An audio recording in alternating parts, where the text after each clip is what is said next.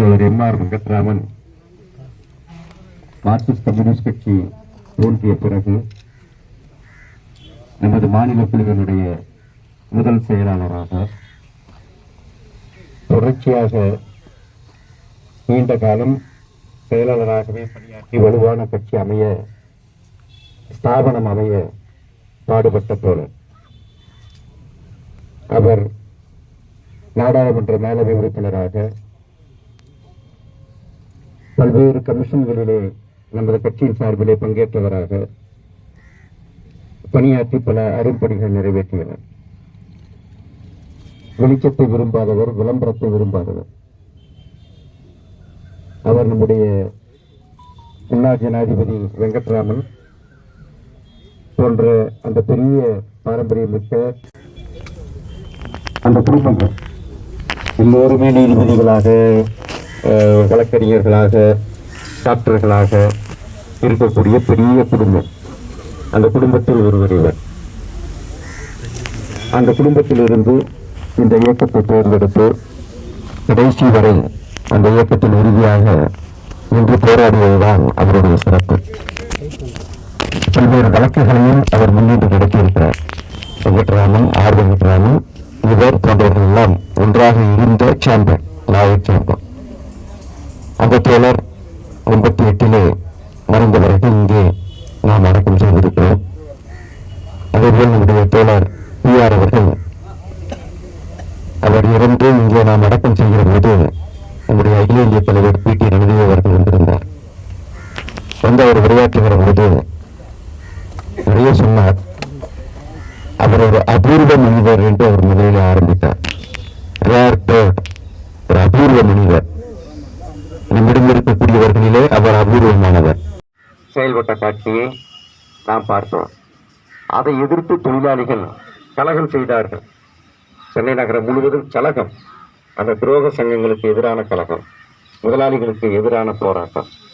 அந்த போராட்டத்தில் சிபிஎம், நம்முடைய மார்க்சிஸ்ட் கட்சி, மார்க்சிஸ்ட் கட்சியினுடைய பதாகையின் கீழே இருக்கக்கூடிய தொழிற்சங்க தலைவர்கள் 64, 65, 66, 67, அப்போது சிஐடியு புரட்டவில்லை. ஏஐடிஜிக்குள்ளே இருந்தபடி செயல்பட்டுக் கொண்டிருந்த சிபிஎம்மிலே இருந்த தலைவர்கள் தான் அந்த போராட்டங்களை முன்னெடுத்தார்கள். அதில் கோதண்டராமன், குச்சேலன் போன்ற தலைவர்களும் உண்டு. அப்படி இருந்த அந்த தலைவர்கள் எல்லோரும் முன்னெடுத்து சென்னை நகரத்திலே வலுவான இயக்கத்தை உருவாக்கினார்கள். ஒரு போராட்ட இயக்கத்தை உருவாக்கினார்கள். துரோகத் தலைவர்கள் அம்பலப்படுத்தப்பட்டார்கள், தூக்கி எறியப்பட்டார்கள். சங்கம் என்பது தொழிலாளிகள் சம்பந்தப்பட்டது, முதலாளிகள் சம்பந்தப்பட்டது அல்ல. சங்கத்தை தொழிலாளிகள் நடத்துவார்கள், சங்க தலைவரை தொழிலாளிகள் தேர்ந்தெடுப்பார்கள். சங்கத்திற்கு என்ன தேவை, தொழிலாளிகளுக்கு என்ன தேவை என்பதை அவர்களுடைய பேரவை தீர்மானிக்கும் என்கிற இந்த ஜனநாயக முழக்கங்களை நாம் எழுப்பினோம். அதற்காக மிக வலுவாக போராடினோம். தொழிலாளிகள் அந்த போராட்டத்திலே மகத்தான வெற்றி பெற்றார்கள். இன்றைக்கும் அந்த பாரம்பரியம் இங்கே நிலைத்திருக்கிறது என்று சொன்னால் அதற்கு நம்முடைய மார்க்சிஸ்ட் கம்யூனிஸ்ட் கட்சியின் கீழே இருந்த நம்முடைய தலைவர்கள் நடத்திய அந்த போராட்டம் தான், அவர்கள் வழி நடத்தியதுதான். இந்த போராட்டங்களின் போது நிறைய அடக்குமுறைகளை நம்முடைய தொழிலாளிகள் எதிர்கொண்டார்கள். பலர் தாக்கப்பட்டார்கள், கொலை செய்யப்பட்டார்கள். ஏராளமான வழக்குகள், ஏராளமான டிஸ்மிசல் போன்ற இந்த எல்லா தாக்குதல்களையும் தொழிலாளிகள் எதிர்கொண்டு நின்றார். பல நேரங்களில் நம்முடைய தலைவர்கள் வேண்டாம், நிறுத்திக் கொள்வோம், வேண்டாம், அவசரப்படாதீர்கள் என்று சொன்னால் நாங்களே பயப்படவில்லை, நீங்களேன் பயப்படுகிறீர்கள் என்று தொழிலாளிகள் நம்முடைய தலைவர்களை பார்த்து கேட்ட சம்பவங்கள் எல்லாம் எனக்கு தெரியும். இன்றைக்கும் அந்த அனுபவம் எனக்கு இருக்கிறது. ஸ்ரீபெரும்புதூரிலே இப்போது வேண்டாம், அவசரப்படாதீர்கள் என்று சொன்னால் இல்லை இல்லை, நாங்களே பயப்படவில்லை, நீங்களேன் பயப்படுகிறீர்கள் என்று என்னிடம் கேட்டு போராட்டத்தை தொடங்குகிற காட்சியை நான் இப்போதும் பார்த்துட்டு இருக்கிறேன். அதுதான் தொழிலாளி வர்க்கத்தினுடைய தன்மை, தொழிலாளி வர்க்கத்தினுடைய இயல்பு. அப்படிப்பட்ட அந்த போராட்டங்களை எல்லாம் இங்கே நாம் நடத்தினோம், முன்னெடுத்தோம். அந்த பாரம்பரியம் இன்றைக்கும் தொடர்கிறது. ஆனால் இப்போதும் தொழிற்சங்கத்திற்குள்ளே முதலாளிகள் ஏதோ ஒரு வகையிலே அவருடைய சாகசத்தின் மூலமாக தொழிற்சங்கத்தில் செலவுகளை உண்டாக்கி, குழுக்களை உண்டாக்கி, அந்த குழுக்கள் மூலமாக அவர்கள் ஆதிக்கம் செலுத்துகிறார். அதையும் கூட ஒன்றுபடுத்தக்கூடிய காரியத்தை நாம் தான் செய்ய வேண்டும். அது வர்க்க நலன் என்கிற அந்த ஒற்றை புள்ளியில் தொழிலாளிகளை நாம் திரட்டுவதற்கு நம்மால் முடியுமானால் அது சாத்தியம். அதை நாம் செய்ய வேண்டும். அதுதான் யூபிசி அவர்கள் காட்டிய நமக்கு வழிகாட்டல். ஏராளமான இதர அரசியல் கட்சிகளை சார்ந்த தொழிலாளிகளை எல்லாம் ஈர்த்த தலைவர். அவர்களெல்லாம் இவரை சுற்றி நின்றார். அவர்கள் எல்லாம் அவர்கள் கட்சியை எதிர்த்து விபிசியின் பக்கம் நின்று போராட்டங்களை முன்னெடுத்தார்கள். பல திமுக தலைவர்கள் திமுக அரசை எதிர்த்து நடத்தின அந்த போராட்டத்தில் நம்மோடு நின்று போராடினார்கள். இப்படிப்பட்ட காட்சிகளை எல்லாம் ஏராளமாக நாம் சொல்ல முடியும். அதே நேரத்தில் சிலர் அவர் இருந்தால் ஆபத்து என்று முதலாளிகளுடைய கருத்தை எதிரொலித்து அவரை கொலை செய்யவும் முற்பட்டார்கள். அதுதான் மூலக்கடையில் நடந்த கட்சி கொண்டு அவர் சந்தித்த அடக்குமுறைகள் ஏராளம். ஒரு 5-6 ஆண்டுகளுக்குள்ளாக தொடர்ந்து தாக்குதலுக்கு ஆளாகி கொண்டே இருந்தார். 7-8 முறை தாக்குதல், போலீஸ் தாக்குதல், ரவுடி தாக்குதல், கத்தி குத்து, பிறகு சிறை, பிறகு விசாரணை இல்லாமல் கைது செய்து உள்ளே வைக்கக்கூடிய டிஃபென்ஸ் இந்தியா ரூல்ஸ் என்கிற இப்போது UAPA என்று சொல்லுகிறது, அதை போன்ற ஒரு கொடுமையான சட்டம். அந்த சட்டத்தின் கீழ் அவர் கைது செய்யப்பட்டார். இப்படி பல ஒடுக்குமுறைகளை சந்தித்தவர் அவர் சோவியத் யூனியனுடைய புரட்சியை, ஸ்டாலினை பற்றி, லெனினை பற்றி, புரட்சிகர இயக்கங்கள் ஏன் உலகம் முழுவதும் வெற்றி பெற வேண்டும் என்பது குறித்து, இந்தியாவிலே அதை ஏன் நாம் கொண்டு வர வேண்டும், அதற்கு என்ன செய்ய வேண்டும் என்பது குறித்து ஏராளமான வகுப்புகளை அவர் நடத்தினார். வகுப்புகளை மட்டுமல்ல, பொதுக்கூட்டங்கள் பேசுகிற போதும் அவர் அதை முடிக்கிற போது இந்த செய்திகளோடு தான் அவர் முடிப்பார். சும்மா முடிக்கிறதெல்லாம் கிடையாது. இந்த அன்றாட அரசியலிலே அவர் தன்னை மூழ்கடித்துக் கொள்வது கிடையாது. இந்த பொதுக்கூட்ட பேச்சுகளில் கூட அப்படி அவர் இந்த புரட்சிகர உணர்வை எதிரொலித்துக் கொண்டே இருப்பார். அவர் சோவியத் யூனியன் 2வது உலக யுத்தத்தின் போது நடத்திய மிகப்பெரிய தியாகத்தை, அந்த மக்கள் நடத்திய தியாகத்தை, நம்முடைய செஞ்சேனை நடத்திய அந்த தியாகத்தை மிக உணர்ச்சி பொங்க பேசுவார். எத்தனை முறை பேசினாலும், நூற்றுக்கணக்கான முறை தமிழகத்திலே பேசியிருக்கிறார். நானே டசன் கணக்கான முறை அந்த உரைகளை கேட்டிருக்கிறேன். அப்படி எத்தனை முறை பேசினாலும் அவர் கொஞ்சம் கூட வற்றாத அந்த உணர்ச்சியோடு அவர் பேசுவார். ஏனென்றால் அதனால் அவர் அவ்வளவு ஈர்க்கப்பட்டவர். சோவியத் யூனியன் புரட்சி அவரை அவ்வளவு பெரிய தாக்கத்தை அவருடைய நெஞ்சிலே உருவாக்கி இருந்தது. அவர் பல முறை கூட்டங்களிலும் சொல்லுவார், என்னிடம் கூட அவர் பேசியிருக்கிறார், சொல்லியிருக்கிறார், ரஷ்யா செல்ல வேண்டும். இந்த 2வது உலக யுத்தத்தில் பாசிசத்தை வீழ்த்திய நாள் மே 9, நாளைய தினம். இந்த மே 9 அன்று சோவியத் யூனியனிலே, இப்போதும் ரஷ்யாவிலே வெற்றி நாள், விக்டரி டே என்று அவர்கள் கொண்டாடினார். மே தினத்தை போலவே நம்முடைய இராணுவம், மே தினத்திலே இராணுவம் வராது, தொழிலாளிகள் மற்றவர்கள் வருவார்கள். இந்த வெற்றி நாளிலே நாம் குடியரசு தினத்திலே எல்லாம் இராணுவ அணிவகுப்பு நடத்துவதைப் போல மிகப்பெரிய இராணுவ அணிவகுப்பு, சோவியத் யூனியனில் இருக்கக்கூடிய ஆயுதங்கள் அணிவகுப்பு எல்லாம் அன்றைய தினம் நடக்கும். நாளைய தினம் பிரம்மாண்டமாக மாஸ்கோவில் நடக்கும். தொலைக்காட்சிகளிலே நீங்கள் நேரடி ஒளிபரப்பில் நீங்கள் பார்க்க வாய்ப்பிருந்தால், ஏதாவது ரஷ்ய தொலைக்காட்சியில் பார்க்க வாய்ப்பிருந்தால் பிரம்மாண்டமாக இருக்கும். அந்த அணிவகுப்பை பார்க்க வேண்டும். சோவியத் யூனியன் மேதனத்திலே நான் கலந்து கொள்ள வேண்டும் என்று அவர் விருப்பப்படுவார். பல சந்தர்ப்பங்களில் அவருக்கு வாய்ப்பு வந்தது. அதே நேரத்தில் இங்கே சில போராட்டங்கள் மற்றது நடப்பதால் போக முடியாமல் போனது உண்டு. அதனால் அந்த வாய்ப்பை அவர் நிறுத்தி கொண்டார். அப்படி அதெல்லாம் அவருடைய அர்ப்பணிப்பு. அதற்கு பிறகு 87ஆம் ஆண்டு அந்த வாய்ப்பு கிடைத்தது. நாங்கள் எல்லாமே கட்டாயப்படுத்தினோம், நீங்கள் போயே ஆக வேண்டும், போங்கள் என்று. மிகுந்த மனநிறைவோடு தான் சென்றார். நான் இதையெல்லாம் பார்த்துவிட்டு வருவேன் என்று சொன்னார். 2வது யுத்தத்தின் போது அந்த யுத்தத்தினுடைய போர், அதனுடைய மைய போர்க்களமாக இருந்த இடம் ஸ்டாலின்கிராட். இது நாம் சொல்லுகிறோம் ஸ்டாலின்கிராட். அதை மீண்டும் வோல்கோகிராட் என்று மாற்றிவிட்டார். வோல்கோகிராட் தான் அதனுடைய பெயர். அங்குதான் அந்த போராட்டம் நிறைவு பெற்றது. அந்த இடத்தை கைப்பற்றுவதற்கான போராட்டம் தான் வரலாற்றில் நடந்த மிக உக்கிரமான போராட்டம். நாஜி படைகளுக்கும் சோவியத் படைகளுக்கும் அந்த இடத்தை கைப்பற்றிவிட்டால் ரஷ்யாவை கைப்பற்றியது மட்டுமல்ல, ரஷ்யாவை சுற்றி இருக்கிற எல்லா நாடுகளையும் கைப்பற்றியதற்கு சமம். அவ்வளவு ஸ்ட்ராட்டஜிக் பிளேஸ் அது. அதனால்தான் அதை கைப்பற்ற வேண்டும் என்று ஹிட்லர் கடுமையான முயற்சியை மேற்கொண்டார். அந்த இடத்தை நாம் இழந்துவிடக் கூடாது. அப்போது அதற்கு பெயர் ஸ்டாலின்கிராட். ஸ்டாலின்கிராட் அதை வீழ்த்தினால் ஸ்டாலினை வீழ்த்தியதை போல என்ற இருமாப்போடு அவன் அதை செய்தார். சோவியத் மக்களும் ஸ்டாலின்கிராடை காப்பாற்ற வேண்டும். இதை காப்பாற்றாவிட்டால் நமக்கு மட்டுமல்ல, நம்மை சுற்றி இருக்கிற நாடுகளுக்கும் ஆபத்து என்று மிக கடுமையாக போராடினார். ஏராளமான பேர் இறந்து போனார்கள். அந்த இடத்திலே பிரம்மாண்டமான ஒரு நினைவு சின்னம் இருக்கிறது. மோமோயோ என்று அதற்கு பெயர். ஒரு பெரிய தாய் கையிலே ஒரு வாளோடு நிற்பாள். மேற்கு புறத்தை பார்த்து அந்த வாளை திருப்பி, தலையை திருப்பி அவள் நிற்பாள். மேற்கு உலகத்தை வாங்கடா பார்க்கலாம் என்று கூப்பிடுவது போல் அந்த சிலை இருக்கும்.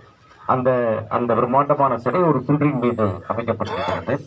அந்த குன்றை பற்றியெல்லாம் இவர் சொல்லுவார். அந்த சிலையை பற்றியெல்லாம் நம்முடைய வகுப்பில் பேசிக்கொண்டே இருப்பார். அங்கு அவர் போய் அதை பார்க்கிற போது, அதன் மீது இவர் ஆர்வ மிகுதியால் ஏறிய போது, அவருக்கு இருக்கிற இதய நோயோடு ஏறிய போதுதான் பாதிப்பு ஏற்பட்டது, நெஞ்சுவலி ஏற்பட்டது, மாரடைப்பு ஏற்பட்டது. பிறகு அங்கிருந்து உடனடியாக முதல் உதவி செய்து பிளைட்டிலே வைத்து மாஸ்கோவுக்கு கொண்டு வந்தார்கள். மாஸ்கோவுக்கும் அதற்கும் கிட்டத்தட்ட 1500 கிலோமீட்டர் அவ்வளவு தூரம் இருக்கும். அந்த அந்த அது அதற்கிடையிலே அவருடைய உயிர் பிரிந்து விட்டது.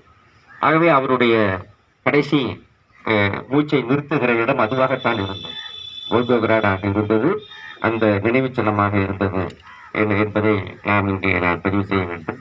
அதுக்கு பிறகு அந்த அந்த இடத்தை பார்க்க வேண்டும் என்கிற ஆவல் எனக்குள்ளே இருந்து கொண்டே இருந்தது.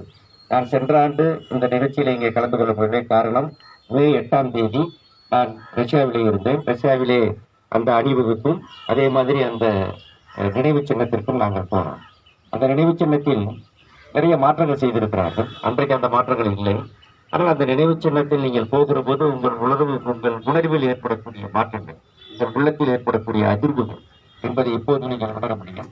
அதை சுற்றி ஒரு மிகப்பெரிய அந்த யுத்தத்தின் போது தாக்கப்பட்ட வீடுகள் அது அப்படியே வைத்திருக்கிறார்கள். அதையெல்லாம் ஒரு ஒரு ஓப்பன் மியூசியம் போல் இருக்கும்.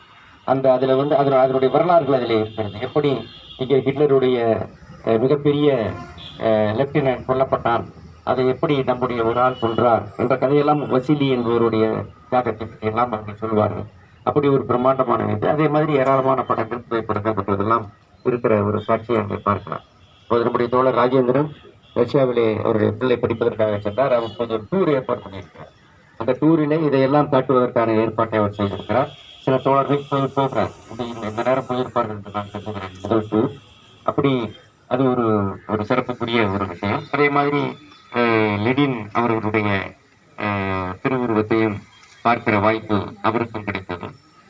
அதிலெல்லாம் அவர் எதிர்பார்த்து சென்றார். அப்படிப்பட்ட அந்த அந்த தலைவர் ஒரு புரட்சிகரமான ஒரு ஆள். அவரை பொறுத்தவரையிலே அவரை சிறந்த தலைவர் என்று சொல்லலாம், எழுத்தாளர் என்று சொல்லலாம், தத்துவ இயலாளர் என்று சொல்லலாம், இந்திய தத்துவ ஞானத்தினுடைய சிறப்பான ஆள் என்று சொல்லலாம், சமஸ்கிருதத்தை படித்தவர் என்று சொல்லலாம், எழுத்தாளர் என்று எவ்வளோ சொல்லலாம். எல்லாவற்றையும் தாண்டி அவர் ஒரு போராளி, அவர் ஒரு போர்க்குணமிக்க ஒரு போராளி. அவர் இந்த இடத்திலே தான் அடக்கம் செய்யப்பட்டார். ஆகவே அவருடைய நினைவால் நாம் இந்த பகுதியிலே தமிழகத்திலே வலுவான தொழிற்சங்க இயக்கத்தை கட்ட வேண்டும், முன்னெடுக்க வேண்டும், ஒன்றுபட்ட தொழிலாளர் இயக்கத்தை உருவாக்க வேண்டும். எத்தனை இயக்கத்துக்குள்ளே அவர்கள் இருந்தாலும் அவர்களின் பிரச்சனை என்கிற பெயரிலே நாம் ஒன்றுபடுத்த முடியும் என்பதற்கு நம்முடைய வேலை, நம்முடைய அர்ப்பணிப்பு, நம்முடைய தொடர்ச்சியான முயற்சி என்பது அவசியம். அதிலே பாரபட்சம் காட்டாமல், பாகுபாடு காட்டாமல், இவன் அந்த கட்சிக்காரன் இவன் இந்த கட்சிக்காரன் என்ற தொழிலாளியை பேதப்படுத்தி பார்க்காமல் நாம் அவர்களோடு பழகுகிற அந்த தன்மையோடு அவர்கள் நாம் இருக்க முடியும் என்பதை செய்து காட்டியவர் நீதி செய்வார். அந்த வழியிலே நாம் தொழிலாளிகளை ஒன்றுபடுத்த வேண்டும், அவர்களை நாம் அணிதிரட்ட வேண்டும் என்று உங்கள் அனைவரையும் நான் கேட்டுக்கொண்டு, இதே இடத்திலே நம்முடைய அருமை தலைவர் PR பரமேஸ்வரன் அவர்களும் இங்கே அடக்கம் செய்யப்பட்டார். இந்த இடுகாட்டிலே அடக்கம் செய்யப்பட்டார். அவர் நம்முடைய கட்சி பிரிந்த பிறகு நீண்ட காலம் நம்முடைய மாவட்ட செயலாளராக, இந்த மாவட்டத்தினுடைய செயலாளராக இருந்து அதற்கு பிறகு மாநில குழு, மாநில செயற்குழு, மத்திய குழு என்று உயர்ந்த பொறுப்புகளுக்கெல்லாம் சென்று மார்க்சிஸ்ட் என்கிற நம்முடைய தத்துவ இதழினுடைய ஆசிரியராக இருந்து பல நூற்றுக்கணக்கான வகுப்புகளை தமிழகம் முழுவதும் சுற்றித் திரிந்து அவர் நடத்திய வகுப்புகள், P. ராமச்சந்திரன் அவர்களும் தோழர் PRP அவர்கள் நடத்திய அந்த வகுப்புகள் மிகப்பெரிய மாற்றத்தை உண்டாக்கியது. இங்க இருக்கிற பழைய போக்குவரத்து தொழிலாளிகளுக்கு தெரியும் PRP வகுப்பு அவர்களுக்கு எப்படி பயன்பட்டது என்று தெரியும்.